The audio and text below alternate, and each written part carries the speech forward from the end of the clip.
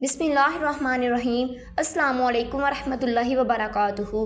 نماز عصر کے بعد یہ چھوٹی سی تسبیح پڑھتی ہوں، ہر مہینے کروڑوں کماتی ہوں۔ محترم ناظرین، آج میں ایک ایسا عمل آپ کی خدمت میں پیش کروں گی۔ نماز عصر کے وقت آپ نے کرنا ہے۔ جو شخص غریب ہے، تنگ دست ہے، اس شخص کو چاہیے وہ اس عمل کو ترک نہ کرے۔ اس وظیفے سے انشاءاللہ اللہ تعالیٰ اس کا سارا قرض بھی اتر جائے گا اور وہ لاکھوں کروڑوں کا مالک بھی بن جائے گا۔ اللہ تعالیٰ اس عمل کی برکت سے اس بندے کو ارب پتی بنا دے گا۔ اگر وہ فقیر ہے، تنگ دست ہے، کچھ بھی اس کے پاس نہیں ہے، گاڑی بنگلہ نہیں ہے، تو اس بندے کو چاہیے کہ وہ نماز عصر کے بعد یہ چھوٹا سا وظیفہ کرے۔ اس کا مقدر بدل جائے گا، اس کی قسمت بدل جائے گی، اللہ پاک اس کی مدد کرے گا۔ جو لوگ کاروبار کی وجہ سے پریشان ہیں، ملازمت کی وجہ سے پریشان ہیں، جن کے گھر کے اندر تنگ دستی نے ڈیر لگائے ہوئے ہیں، روز کل جانے کے تنگ دستی ختم ہونے کا نام نہیں لے رہی، رزق جن کے گھر میں نہیں آتا، انشاءاللہ اس وظیفے کے کرتے ہی آپ کے گھر میں رزق کی برکتیں پیدا ہو جائیں گی۔ آپ اس عمل کو کرنے کے بعد مایوس نہیں ہوں گے۔ یہ عمل کبھی کسی کو مایوس نہیں کرتا۔ اگر آپ کے اللہ پاک اس عمل کے ذریعے حسدوں کے شر سے بھی آپ نے یہ 3 کام اپنی زندگی میں ضرور اپنا لینے ہیں۔ اپنے اور آپ کی نظروں کو اللہ تعالیٰ کسی کا محتاج نہیں ہونے دے گا۔ یہ میں آپ کو ایک بڑا ہی اہم وظیفہ بتا رہی ہوں، اس پر توجہ کیجیے، اس کو اپنی زندگی میں اور اپنی اولاد کی زندگیوں میں داخل کر دیں۔ یقین جانیں آپ اربوں کمانا شروع ہو جائیں گے، اور اس عمل کے بعد اللہ تعالیٰ آپ کی قسمت، آپ کے مقدر بدل دے گا۔ اللہ تعالیٰ آپ کی توبہ کو قبول فرمائیں گے، اور اس عمل کو کرنے سے انسان کا عبادت میں دل لگ جاتا ہے، گناہوں سے نفرت ہو جاتی ہے۔ اس عمل کے جتنے بھی فائدے میں آپ کو بتاؤں گی وہ کم ہیں میرے بھائیوں، لیکن آج اس عمل کو آپ کریں، آپ کو پہلے دن ہی اس عمل کی تاثیر ملے گی، اور انشاءاللہ اللہ تبارک تعالیٰ کا ایسا کرم ہوگا کہ آپ کے گھر کے اندر وہاں سے رزق آئے گا جہاں سے آپ کا وہم و گمان بھی نہیں ہوگا۔ آپ نے نماز عصر کے بعد اس وظیفے کو کرنا ہے۔ نماز عصر کی بہت زیادہ فضیلت ہے۔ نبی کریم صلی اللہ علیہ وآلہ وسلم نے فرمایا، جس کی نماز عصر چھوٹ گئی گویا اس کا گھر وہ بربادی کا گھر ہو گیا، اس کے گھر میں رزق کی برکتیں ختم ہو جائیں گی۔ پیارے آقا صلی اللہ علیہ وآلہ وسلم نے ارشاد فرمایا، وہ شخص ہرگز جہنم میں نہیں جائے گا جو سورج نکلنے سے پہلے اور سورج غروب ہونے سے پہلے نماز پڑھے، یعنی جو فجر اور عصر کی نماز ادا کرتا ہے۔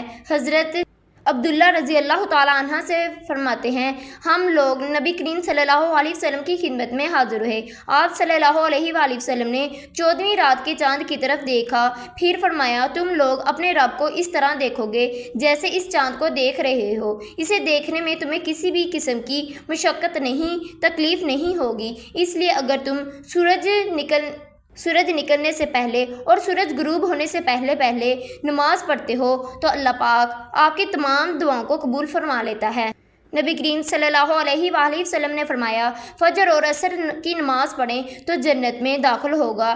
نازل اکرام اللہ پاک کے جو اسماء حسنہ ہیں، ان کو پڑھنے کے بے شمار فضائل ہیں، برکات ہیں۔ اسماء حسنہ کی تعداد 99 ہیں، اور ان کی تاریخ ایک حدیث پاک میں ہے۔ نبی کریم صلی اللہ علیہ وسلم کا فرمان ہے کہ اگر کوئی شخص اللہ تعالیٰ کے 99 نام ہیں ان کو یاد کر لیتا ہے، ان کو پڑھ کر اللہ سے دعا مانگتا ہے، ان کے معنی یاد کر لیتا ہے، ان پر عمل کرتا ہے، تو وہ جنت میں جائے گا۔ اللہ پاک جو سارے نام ہیں وہ بے شمار فضائل و برکات کے حامل ہے۔ ان کو پڑھ کر اللہ پاک سے اپنی مشکلات کے حل کے لیے دعا کرے، آپ کی جو بھی مشکلات ہے وہ ختم ہو جائے گی۔ آپ نے اس عمل کو نماز عصر کے بعد کرنا ہے۔ آپ نے سب سے پہلے نماز عصر ادا کرنی ہے۔ نماز عصر ادا کرنے کے بعد نبی کریم صلی اللہ علیہ وآلہ وسلم کی ذات مبارکہ پر 11 مرتبہ درود پاک پڑھنا ہے۔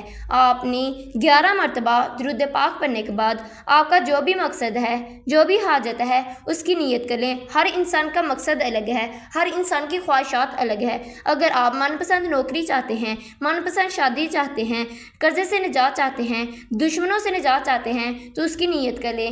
نیت کرنے کے بعد آپ نے 1 مرتبہ اعوذ باللہ من الشیطان الرجیم بسم اللہ الرحمن الرحیم پڑھ کر وظیفے کا آغاز کرنا ہے، اور سب سے پہلے نمبر پر آپ نے جو وظیفہ پڑھنا ہے وہ اللہ پاک کے دو نام ہیں، یا اللہ یا رحمان کو پڑھنا ہے۔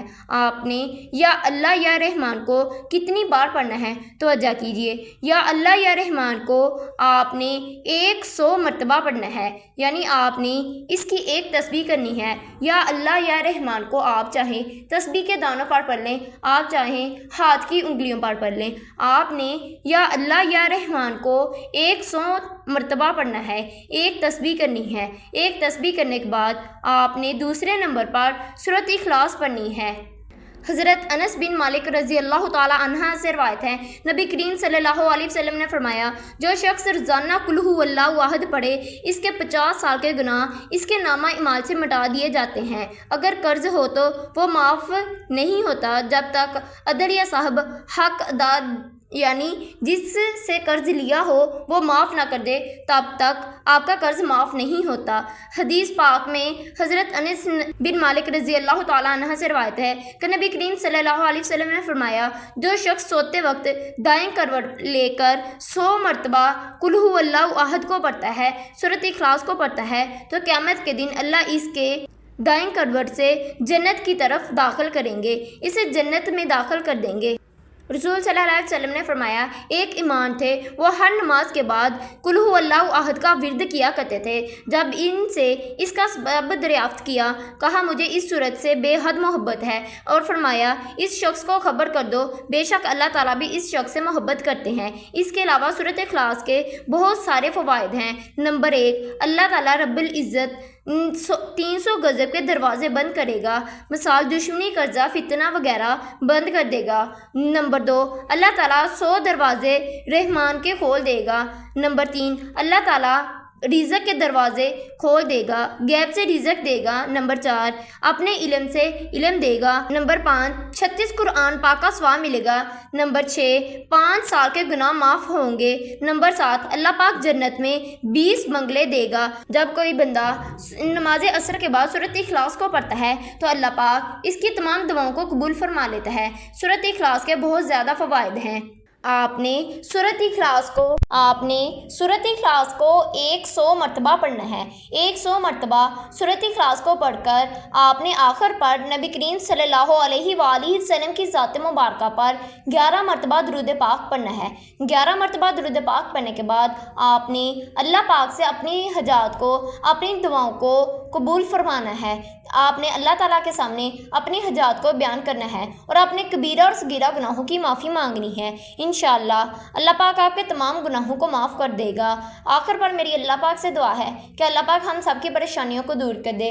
جن میری بہنوں کے پاس اولاد نہیں ہے، اللہ پاک انہیں نیک اولاد عطا فرمائے، آمین۔ میرے چینل کو سبسکرائب کر دیں۔ اللہ حافظ۔